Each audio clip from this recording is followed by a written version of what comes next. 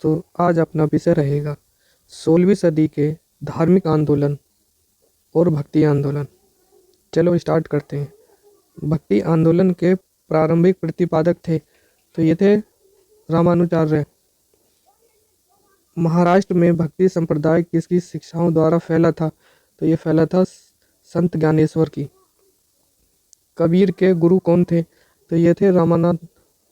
अगला, संत कबीर का जन्म कहाँ हुआ था तो ये हुआ था मगहर महाराष्ट्र में, मगहर वाराणसी में।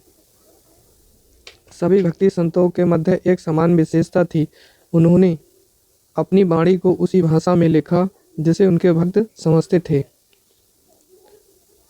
भक्ति आंदोलन का प्रारंभ किया गया था तो आलवार और नयनार संतों द्वारा।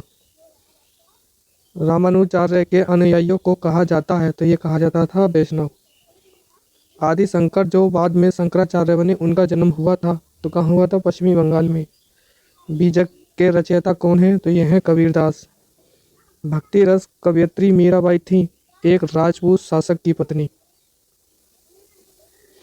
चैतन्य महाप्रभु संप्रदाय से जुड़े थे तो ये जुड़े थे गौड़ीय संप्रदाय से। पुष्टि मार्ग के दर्शन की स्थापना किसने की थी तो ये की थी वल्लभाचार्य ने। किस संत ने ईश्वर को अपने पास अनुभव करने के लिए नृत्य एवं गीतों अथवा कीर्तनों को माध्यम बनाया तो ये बनाया था चैतन्य महाप्रभु ने। अद्वैतवाद के सिद्धांत के प्रतिपादक कौन थे तो ये थे शंकराचार्य जी। गीत गोविंद कौन है? जयदेव। भक्ति आंदोलन के दौरान असम में किसने एक आंदोलन का प्रतिनिधित्व किया तो ये क्या था? शंकरदेव ने। गुरु नानक का धर्म उपदेश है तो ये क्या है? मानव बंधुत्व का। प्रसिद्ध भक्ति कवयित्री मीराबाई के पति का नाम क्या था तो राजकुमार भोजराज था। बुद्ध और मीराबाई के जीवन दर्शन में मुख्य साम्य था तो यह था संसार दुखपूर्ण है। ब्रह्मा सत्य है और जगत मिथ्या है, भ्रम या माया है, यह किसकी उक्ति है तो यह है शंकराचार्य की। किसने भक्ति के क्षेत्रों में शूद्रों को भगवत दर्शन व मोक्ष का अधिकार देकर उन्हें इस्लाम धर्म स्वीकार करने से रोका तो ये कौन थे? रामानुजाचार्य।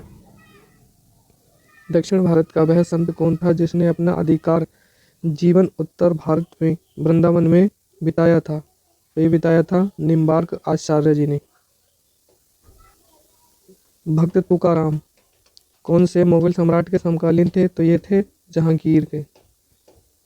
किस भक्ति संत ने अपने संदेश के प्रचार के लिए सबसे पहले हिंदी का प्रयोग किया था तो ये क्या था? रामानंद ने। रैदास किसके शिष्य थे तो रामानंद के थे। किस गुरु के पंजाबी भाषा के लिए गुरुमुखी लिपि की शुरुआत की तो किसने गुरुमुखी लिपि की शुरुआत किसने की थी? गुरु रामदास ने। गुरु नानक का जन्म 1469 ईस्वी में कहाँ हुआ था तो तलवंडी ननकाना में हुआ था जो आज पाकिस्तान में है। सिंध धर्म का संस्थापक किसे माना जाता है तो ये माना जाता है गुरु नानक देव को।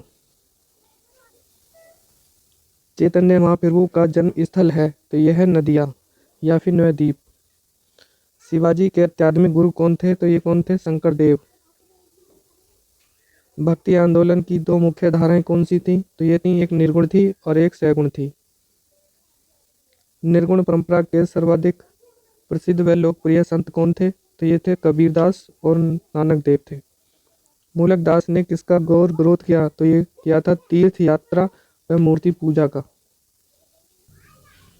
यदि एक पत्थर की पूजा होती है तो दूसरों को पैरों तले क्यों रौंदा जाता है? यह किसने कहा था तो ये कहा था नामदेव ने। ईश्वर पूजा हेतु गोदावरी नदी से लाए पवित्र जल को किसने एक प्यासे गधे को पिलाया था तो ये पिलाया था एकनाथ ने।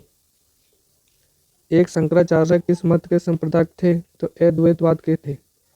रामानुजाचार्य किस मत के प्रवर्तक थे तो विशिष्ट अद्वैतवाद के थे। रामानंद ने किस सिद्धांत पर जोर दिया तो एकेश्वरवाद पर सिद्धांत दिया था। दोस्तों, भक्ति आंदोलन के अच्छे क्वेश्चन है ये। अगर वीडियो अच्छी लगी हो तो लाइक एंड सब्सक्राइब अवश्य करें। धन्यवाद।